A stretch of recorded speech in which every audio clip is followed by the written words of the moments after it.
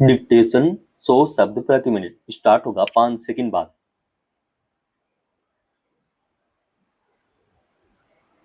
Start. Bharat और America के बीच पिछले महीने जिस अंतरिम व्यापार समझौते पर सहमति बनी थी, उसे लेकर कई तरह की दुविधाएं थी और कुछ शर्तें पहले ही सवालों के घेरे में थी। अमेरिका की ओर से जिस ढांचे में शुल्क दरें तय करने की बात कही गई थी, उसे भारत के लिहाज से घाटे का सौदा माना जा रहा था। एक तरह से तभी इस बात की आशंका बन रही थी कि भारत इस मसले पर अमेरिका से पुनर्विचार करने को कह सकता है, मगर कई बार वैश्विक समीकरण इस तरह काम करते हैं कि दोनों पक्षों को मौजूदा तकाजों के मुताबिक फैसला लेना होता है। शायद यही वजह है कि उस समय अमेरिका की ओर से शुल्क दर घटाकर 18% कर दिया गया था और भारत ने उस पर सहमति जताई थी, मगर अब भारत सरकार की ओर से यह साफ कहा गया है कि अमेरिका के साथ अंतरिम व्यापार समझौता तभी आगे बढ़ेगा या उस पर हस्ताक्षर होंगे जब नया वैश्विक शुल्क ढांचा तैयार हो जाएगा। गौरतलब है कि भारत और अमेरिका के बीच इस व्यापार समझौते पर इसी महीने हस्ताक्षर होने थे, लेकिन चूंकि अमेरिकी सुप्रीम कोर्ट के फैसले में पुरानी शुल्क दरों को अमान्य करार दे दिया गया, इसलिए अब वहां के राष्ट्रपति डोनाल्ड ट्रंप के प्रशासन को वैश्विक व्यापार के लिए नया ढांचा तैयार करने की जरूरत पड़ रही है।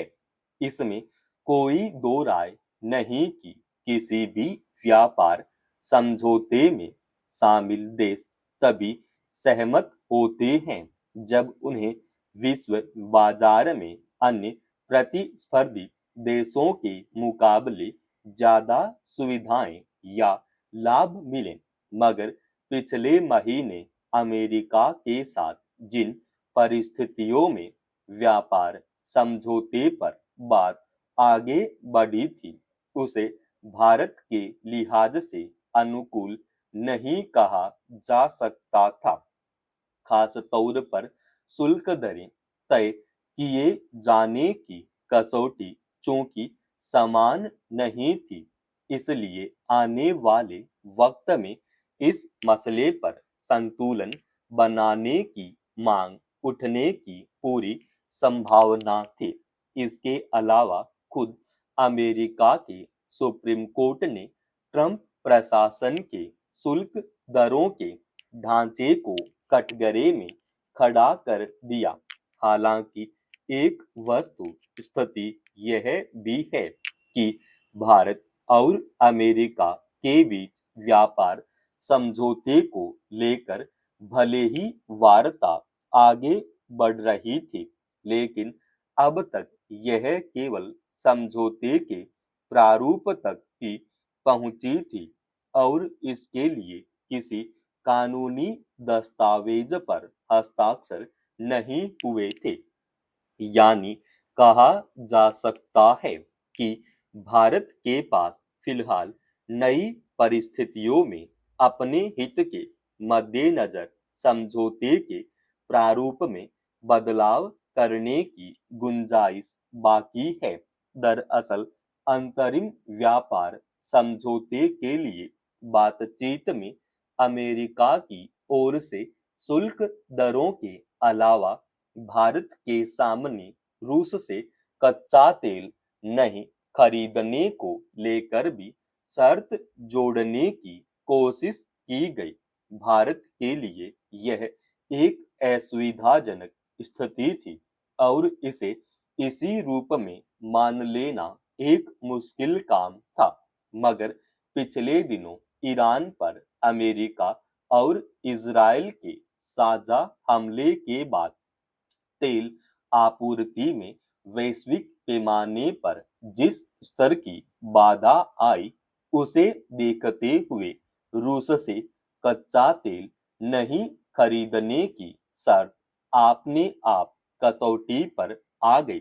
स्वाभाविक ही नई परिस्थितियों में भारत अब व्यापार समझौते में अपना हित सुरक्षित रखने की कोशिश करेगा, ताकि इसकी वजह से देश को किसी आपात स्थिति का सामना न करना पड़े। यूं भी दो संप्रभु देशों के बीच किसी भी तरह की साझेदारी अगर परस्पर और समान हित की कसौटियों पर हो, तभी वह दीर्घकालिक नतीजे देने वाली साबित होगी। आज जब पूरे विश्व को प्रगति के पथ पर तेजी से आगे बढ़ना था, तब कई देश युद्ध के उन्माद में इस कदर डूबे हुए हैं कि मानवीयता तार तार हो रही है। सैन्य संघर्ष लगातार बढ़ते जाने से शांति कायम होने की उम्मीदें धूमिल पड़ रही हैं। हमलों का जो जख्म इतना गहरा है कि उसकी कीमत प्रायः निर्दोष लोग दे चुके हैं, जिनका युद्ध से कोई वास्ता नहीं। सबसे दुखद यह है कि कई बड़े और यहाँ तक कि छोटे देश भी शुद्ध संबंधी अंतरराष्ट्रीय नियम कायदों को मानने के लिए तैयार नहीं। दुनिया ने गाजा से लेकर यूक्रेन और तेहरान तक यह देखा है कि किस तरह उन ठिकानों पर भी हमले किए गए जो नियम के विरुद्ध था। पिछले कुछ दिनों से पाकिस्तान और अफगानिस्तान के बीच चल रहे सैन्य टकराव के बीच सोमवार रात जो दृश्य सामने आया, उससे साबित हो गया कि मानवीय संवेदनाओं के सारे तकाजों को ताक पर रख दिया गया है। यह बेहद दुखद है कि अफगानिस्तान की राजधानी काबुल में पाकिस्तानी हवाई हमले में एक अस्पताल को निशाना बनाया गया, जिससे 400 बेकसूर लोगों की मौत हो गई। भारत ने इस मामले में उचित ही सवाल उठाया है कि रमजान के पवित्र माह में इस हवाई बमबारी को किस तरह से देखा जाए।